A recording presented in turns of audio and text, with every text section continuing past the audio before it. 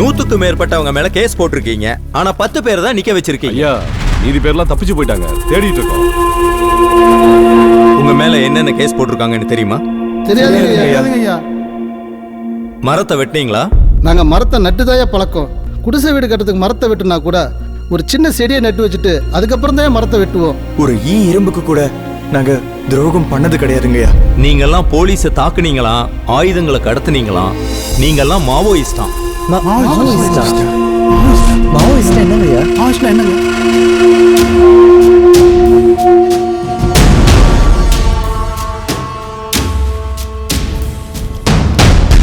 இந்த வழக்கு தேசிய பாதுகாப்பு சட்டத்தின் கீழ் வருவதால் இந்த வழக்கை மாவட்ட நீதிமன்றத்திற்கு மாற்றவும் உயர்மட்ட விசாரணைக்கும் உத்தரவிடுகிறேன். இந்த விசாரணை முடியும் வரை இவர்களை நீதிமன்ற காவலில் வைக்குமாறு உத்தரவிடுகிறேன்.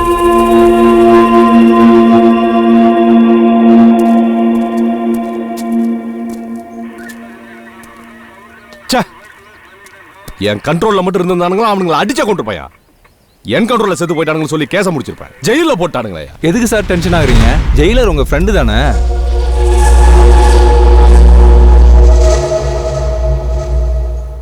கரெக்டியா?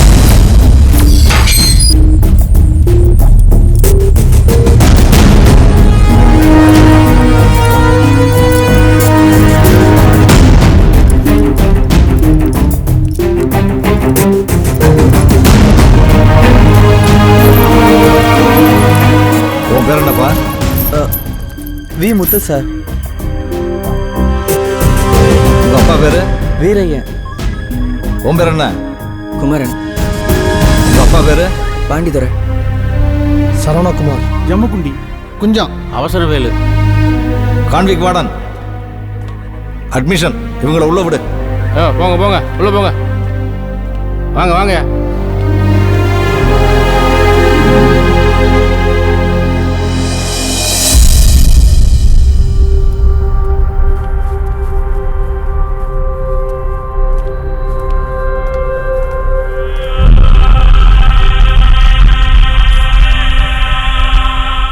எஸ்பி ஜமால் போன்ல சொன்ன கேஸ் தான் இது.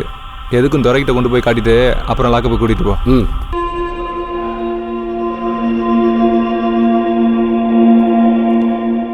நீங்க நக்சலைட் தானே? உங்க கொள்கை தான் என்ன? அழித்தொழிப்பு. அனிலேஷன். வர்க்க எதிரிகளை அழித்தொழிப்பது. இங்க உங்களை அனிலேட் பண்ணிடுவோம். அழித்தொழிக்க தயாரான பொழுதே அழித்தொழிக்கப்படவும் தயாராகிவிட்டோம். என்ன முழக்கமா? அதுவும் ஜெயிலுக்குள்ள வந்து போங்கடா போங்க. ஏய் போடா, போங்க போங்க.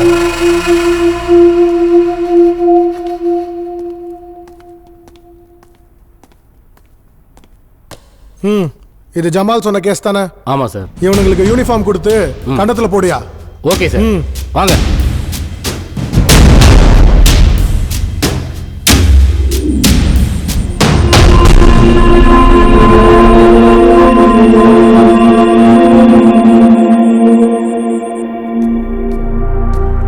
இதுல 2 பேர் போங்க.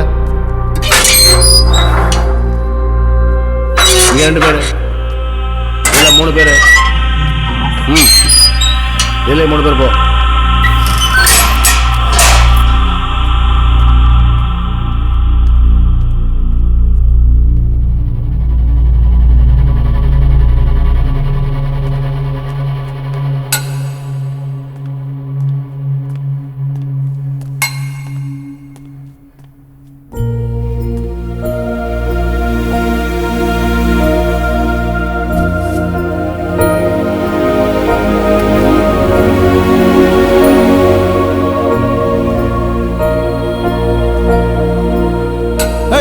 Sir sir. என்ன உள்ள பைபிள்லாம் இருக்கு சார். நேத்து வரைக்கும் இந்த ரூம்ல முத்தையான ஒருத்தன் தான். இன்னைக்கு காலைல தான் அவனை தூக்குல போட்டாங்க. முத்தையாவா வந்தான், அந்தோனியா போயிட்டான்.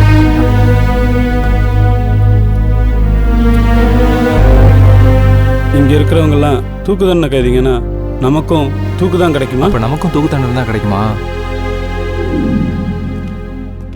தலைவரை, மாணிக்க செட்டியாருக்கு உச்ச நீதிமன்றத்திலையும் மரண தண்டனை உறுதியாயிடுச்சு. அவருக்காக நீங்க தான் கர்ணமனை எழுதி தரணும். மாணிக்க செட்டியார் என்ன சொல்றாரு? அவர் தான் செஞ்ச தப்புக்கு தன்னை சக்கி அடிக்க தான் வேணும்னு சொல்லிட்டு இருக்காரு. ஒரு மனுஷன் தான் செஞ்ச தப்பை உணர்ந்ததுக்கு அப்புறமும் சக்கி அடிக்கிறது நியாயம் இல்லை. நீங்க தான் அவருக்காக கர்ணமனை எழுதி கொடுக்கணும்.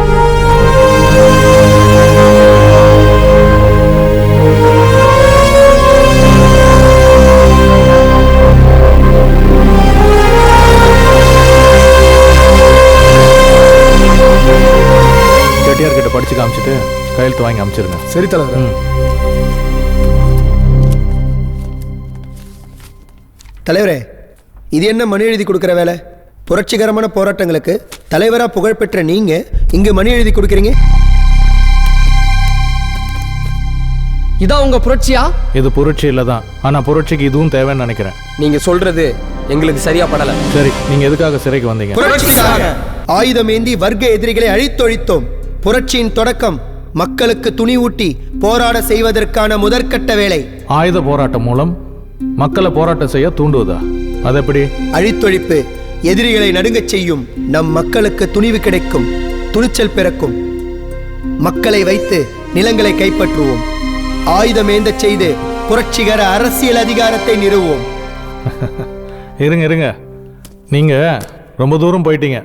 நான் மொதப்படியில் தான் இருக்கேன். அழித்தொழிப்பு, ஆயுத போராட்டம், இது எப்படி மக்களை திரட்ட பயன்படும்? அதுதான் என்னோட கேள்வி. அது சரி, நீங்க செஞ்ச காரியம் அந்த பகுதியில் மக்களை திரட்ட பயன்பட்டதா? தெரியல, நாங்க தான் ஜெயில இருக்கோமே. சிறையில் இருந்தா என்ன, வெளியில இருக்கிற இயக்கத்தோட தொடர்பில் இருங்க. உழைக்கிற வர்க்கம் தங்களை தாங்களே விடுதலை செஞ்சுக்கணும்னு தான் மார்க்ஸும் ஏங்கல்ஸும் சொன்னது. மக்கள் பங்கேற்காத எந்த போராட்டமும் வெற்றி அடைஞ்சதில்லை. எங்கள் செயலை மக்கள் விரும்பலன்னு சொல்றீங்களா? விரும்பலாம், பாராட்டலாம், ஏன் ரசிக்க கூட செய்யலாம். தமிழனுக்காக போராடின தலைவனே ரசிச்சான். எப்படி? சினிமாவில் வர ரஜினி கமல் மாதிரி அவரையும் ஒரு நாயகனா ரசிச்சான்.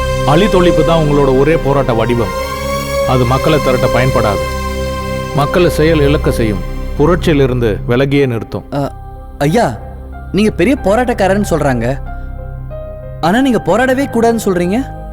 அப்படின்னா நீதி மறுக்கப்படும் போது அமைதியா போயிடணுமா இல்ல அடிமையா இருந்துடணுமா? உங்களை யார் அடிமையா இருக்க சொன்னது? நம்ம நாட்டுக்குள்ள போராடுறதுக்கு எதுக்கு ஆயுத போராட்டமும் கொரில்லா யுத்தமும்? அதுதான் தப்புன்னு சொல்றேன். இன்னைக்கு நம்ம நாட்டுக்கு புரட்சி தேவைப்படுது. அது ஆயுத புரட்சி இல்லை, அமைதியான புரட்சி. மக்கள் ஒருங்கிணைந்த அரசியல் மறுமலர்ச்சியும் ஜனநாயக புரட்சியும் தான்.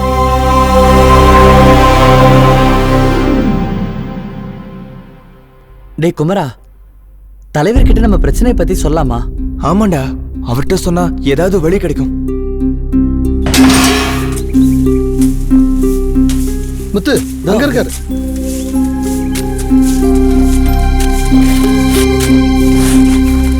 வணக்கம் தலைவர்.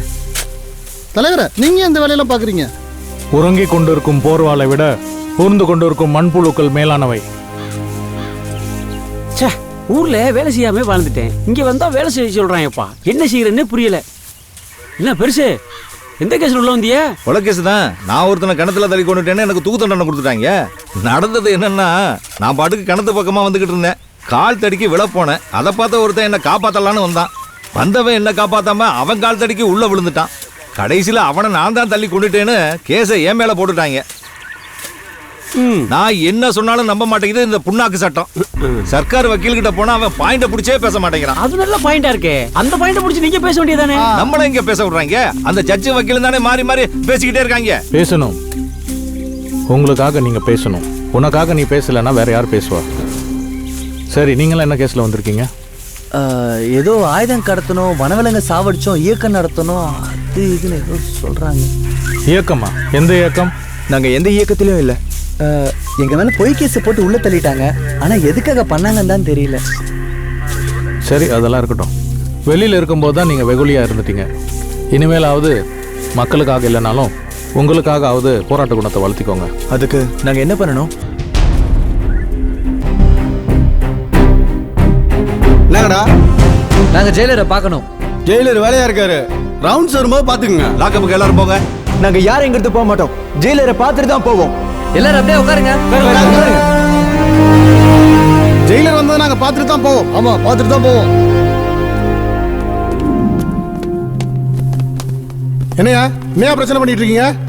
ஒழுங்கா லாக்கப் உள்ள போயிடுங்க, இல்லனா எல்லாரையும் லாடம் கட்டி உள்ள தள்ளிடுவேன். சார், நாங்க இங்க வந்திருக்கிறது எங்க உரிமையை கேட்கறதுக்கு, உங்களை பார்க்க வரல. என்னது உரிமையா? ஆமா சார்.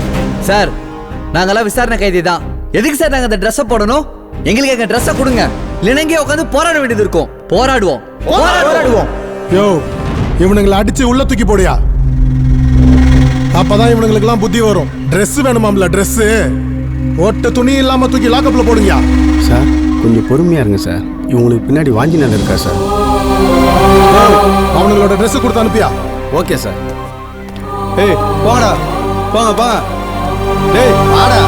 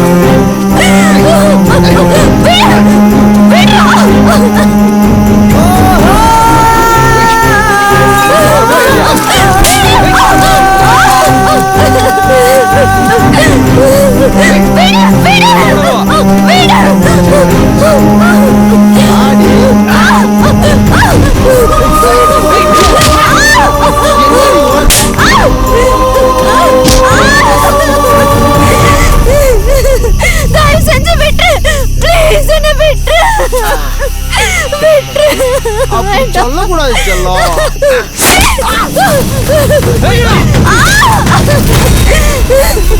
வேண்டாம் வேண்டாம் விட்டு.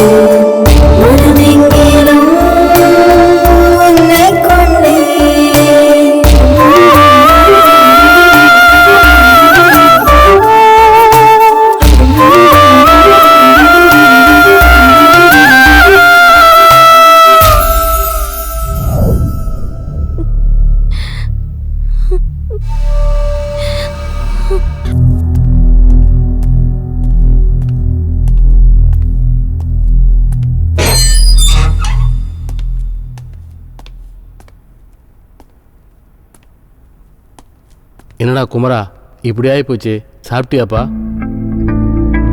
சாப்பிட்டேன்ப்பா. அம்மா வரலையாப்பா?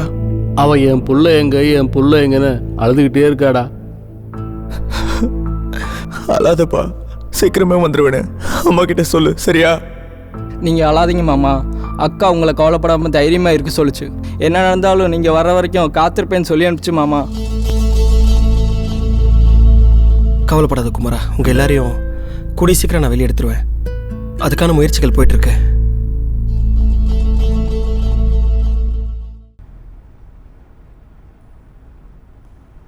கேஸ் எந்த நிலைமையில் இருக்கு? வக்கீல் என்ன சொன்னார்? உங்களோட போராடினதை வச்சு மாவோயிஸ்ட் கூட எங்களுக்கு தொடர்பு இருக்கிறது உண்மைதானே அரசு தரப்பு வக்கீல் சொல்றாரு. ஒரு சின்ன உதாரணம், நம்ம நாட்டு மீனவன் மீன் பிடிக்க போகிறான். அவனுக்கு பாதுகாப்பு வேணும்னு அரசாங்கத்துக்கிட்ட கேட்டுகிட்டே இருக்கான். அரசாங்கமும் பாதுகாப்பு தரேன்னு பேசிகிட்டே இருக்கு. ஒரு நாள் அவனுக்கு பாதுகாப்பு தரலன்னு முடிவு பண்ணி அன்னைக்கு அவன் பாதுகாப்பை அவனே பார்த்துக்கிட்டா, அப்போ அவன் என்ன தீவிரவாதியா இல்லை நக்சலைட்டா? காவல் காக்க வேண்டியவங்களே இது குழந்தையா இருக்கிறதுனால தான் எங்களால் எதுவுமே செய்ய முடியல. உங்களுக்கு விடுதலை வேணும்னா நீங்கள் சட்டத்தை மட்டும் நம்பிட்டு இருக்க முடியாது. முள்ளம்பாறையில் நடந்துட்டு இருக்கிறது எல்லாத்தையும் நீங்கள் எழுதணும். அதை மக்கள்கிட்ட கொண்டு போய் சேர்க்கணும். அப்போ தான் இது மக்கள் போராட்டமாக மாறும். அரசாங்கமும் உங்கள் பக்கம் திரும்பும். அதுக்கு முதல்ல நீங்கள் எழுதணும். எழுத்து இதுதான் ஜனநாயக புரட்சியின் ஆயுதம். அது அடுத்த தலைமுறைக்கும் வழி நடத்தும்.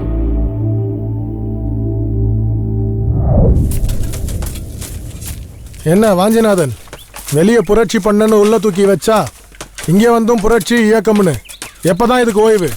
நல்லது பண்ண வைக்க எதுக்கு சார் ஓய்வு?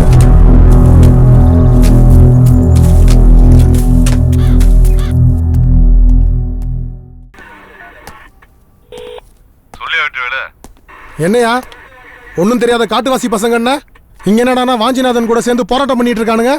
கைதி ட்ரெஸ் கூட போட மாட்டேன்னு சொல்றானுங்க. விஷயம் வேற மாதிரி போகுது, நீ பாத்துக்கோ. என்னது போராட்டம் பண்றாங்க? ஒரு 10 பேர் வச்சு சமாளிக்க மாட்டியா? பயம் உனக்கு வரக்கூடாதியா? அவனுங்களுக்கு வர வைக்கணும். வைக்கிறேன். நம்மள கொஞ்சம் அதிகமா கவனிக்கணுமே. எனக்கு தெரியாதா? எல்லாம் உனக்கு தான். வீட்டுக்கு அமிச்சிட்டேன். அப்ப அவனுங்களை நான் பாத்துக்கிறேன். அவனுங்களை என்ன பண்ண போற? ஒவ்வொருத்தனையும் தொடர்ந்து 3 நாள் தூங்க விடாம டார்ச்சர் பண்ண போறேன். 3 நாளா ஒரு பொட்டு தூக்கம் கூட தூங்க விடாம டார்ச்சர் பண்ணா லூசு தான் ஆவானுங்க. நான் ஒரு அவசரக்காரன், ஆத்திரக்காரன். என் மனைவி மேல சந்தேகப்பட்டதுல எந்த விதத்துல நியாயம்? ஒருவேளை தப்பு பண்ணியிருந்தாலும் தண்டிக்கிற உரிமை எனக்கே அது. வேணும்னா அறுத்து ஒதுக்கி விட்டுருக்கலாம். ஆத்திரம் என் கண்ணை மறைச்சிருச்சு. அவளை நானே கொலை பண்ணிட்டேன். நான் பெரிய பாவம் பண்ணிட்டேன். என்ன சக்கி அடிப்பது தான் நியாயம். அதான் சரியான தண்டனையும் கூட. நான் செஞ்ச தப்புக்கு என்னை தூக்கில் போட்டாதான் நிம்மதியா போய் சேருவேன்.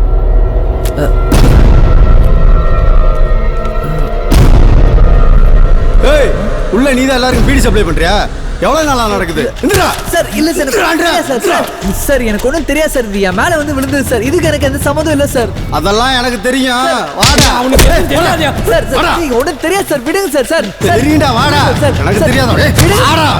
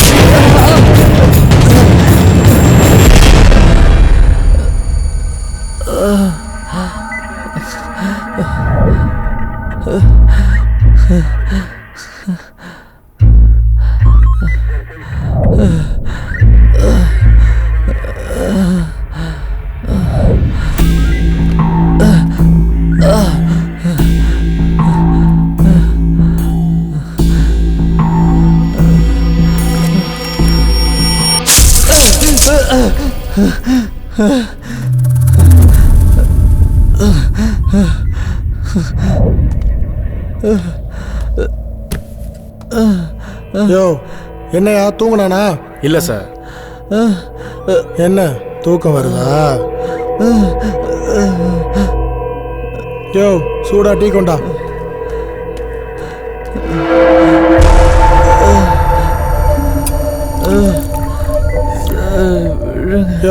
எனக்கு இல்லையா அவனுக்கு கொடு, தூக்கம் வராம இருக்கும்ல.